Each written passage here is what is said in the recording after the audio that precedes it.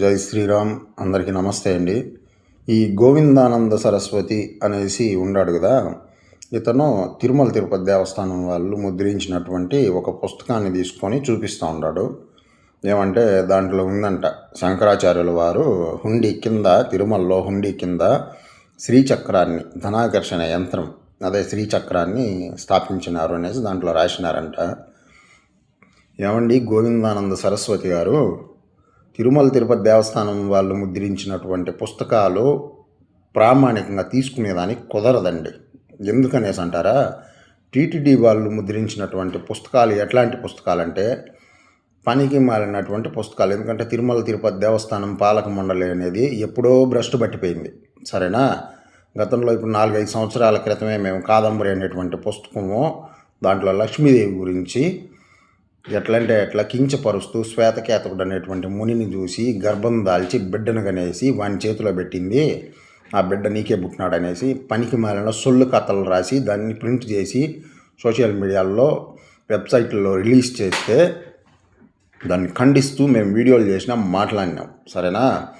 తిరుమల తిరుపతి దేవస్థానం పాలక మండలి వాళ్ళు ఆ పుస్తకాలను ముద్రిస్తే అవి ప్రామాణికంగా తీసుకునేదానికి కుదరదు, సరేనా. వాళ్ళు ముద్రిస్తూ ఉండేవన్నీ ఇప్పుడు గత కొన్ని సంవత్సరాల నుంచి పచ్చి అబద్ధాలు. వాటిని ప్రామాణికంగా తీసుకొని శంకరాచార్యులు శ్రీచక్రాన్ని, ధనాకర్షణ యంత్రాన్ని స్థాపించినారు తిరుమలలో అనేసి ఏ విధంగా చెప్తారు మీరు?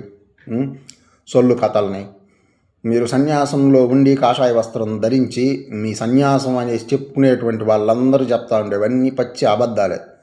సమాజాన్ని భ్రష్టు చేసి పెడతా ఉన్నారు మీరు సన్యాసులు అని చెప్పుకుంటూ ఉండేటువంటి వాళ్ళు. సంభావనలు, దక్షిణలు మీరు పోయిన చోటంతా మీకు గౌరవాలు, మీడియాలలో జనాలు వాళ్ళు వీళ్ళు మీకు ప్రెస్ మీట్లు ఇవన్నీ చేసి సమాజానికి తప్పుడు సమాచారాలని, తప్పుడు సందేశాలని ఇస్తూ ఉంటారు కాషాయ వస్త్రాలు ధరించి. సిగ్గు లేకుండా శాస్త్రాలకి మీరు ద్రోహం చేస్తూ ఉంటారు. సమాజంలో ప్రజల్ని, అమాయక ప్రజల్ని మీరు మభ్య పెడతా ఉంటారు తప్పుడు మాటలు చెప్పి. మీరు మీ పీఠాల గురువులు, శంకరాచార్యులు గురువులు అది ఇది అని చెప్పుకొని చతురామనాయ పీఠాలు అనేసి సర్వనాశనం చేసి పెడతా ఉంటారు మన సనాతన సాంప్రదాయాల్ని, మన సనాతన శాస్త్రాల్ని. ఒకటి కూడా మీరు చెప్పేవి నిజాలనేవే లేవు. ఇంకన్నా సిగ్గు తెచ్చుకొని మారండి, సరేనా.